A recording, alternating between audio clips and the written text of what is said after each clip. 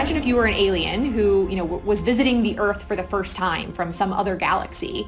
Imagine only visiting the United States and never visiting any other part of the Earth's surface. That's essentially what we've done with the Apollo missions. Really been able to do wonderful and groundbreaking science with the samples, collected during the Apollo missions. But again, we visited only a very small part of the lunar surface. The way that I think about it is it's the equivalent of landing on Earth and getting rocks from Kansas. It would give us insight into one particular location on the Earth, but not at all the diversity of what we see on the Earth, what we know is present on the Earth. So the ability to go to a different site, a different location, get different samples will just enrich what we have already learned from our Apollo samples. There's a lot left to be learned about the moon, and it starts with the South Pole.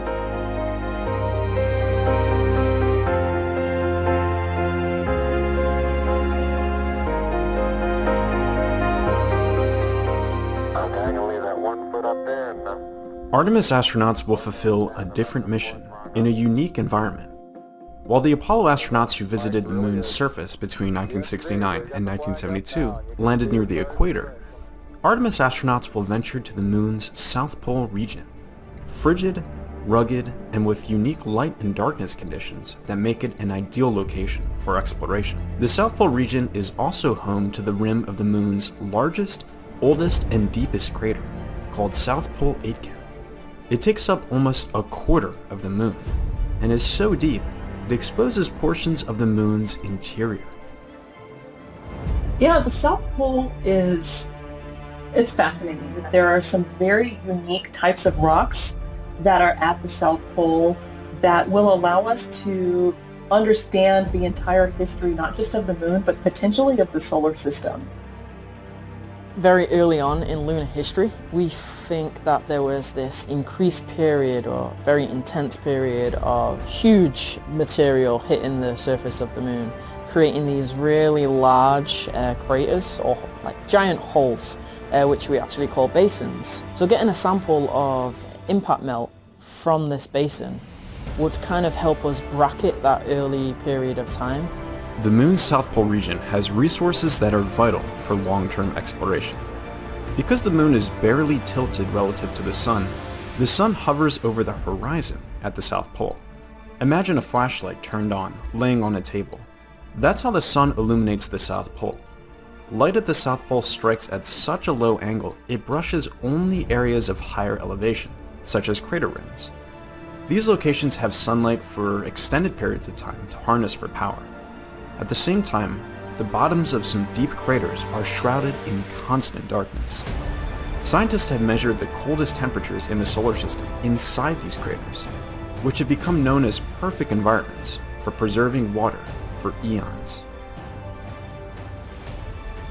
Over time, there's individual molecules of water and carbon dioxide and other gases that actually bounce around the surface of the moon. And when they get to one of these cold spots, they actually get stuck. So we call those places cold traps. And if you do that for millions and even billions of years, you can actually build up a pretty significant deposit of water and the ability to live off the land and know how to conduct exploration for longer periods of time is going to be critical for Martian exploration, and lessons learned for that sustainable type of exploration start right here at the moon. So there's still so much for us to learn from going back to the moon from a scientific perspective. It's a no-brainer in my head.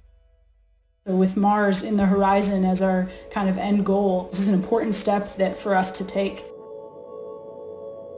And then also just kind of from a human aspect, we all have this kind of intrinsic desire to explore. I think it's in all of us and certainly in us as a society. And so I think setting our sights on something and accomplishing this goal together is really important just for international relations, for, just coming together as a humankind, the human spirit. I think that's a piece of what we're doing that we can't ignore as well.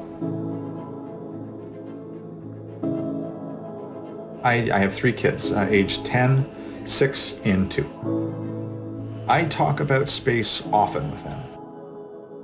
The great thing that my parents did for me was let me find my path. I also look at my daughter and I think, okay, Amelia, you know, she keeps saying she wants to be a firefighter, a construction worker, and an astronaut. And I said, well, Amelia, you can do all three and be an astronaut. Well, I mean, when you're an astronaut, you got to learn how to fight a fire in space. You got to learn how to build stuff. So you got to do all those things. What they'll become, I'm so excited to find out.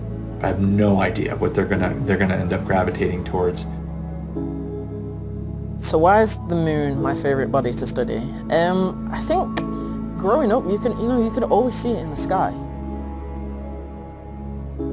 You could see some beautiful stars and maybe Mars or Jupiter as like small little dots, but the moon is just there in all its glory. It's like our nearest and dearest neighbor, and you can even with the naked eye, you could start picking out features on the moon. I think that was really cool. You know, this is thousands of miles away, and you can still kind of be a geologist from the ground if you want to, and I think that's really cool, and that's why I always wanted to study the moon.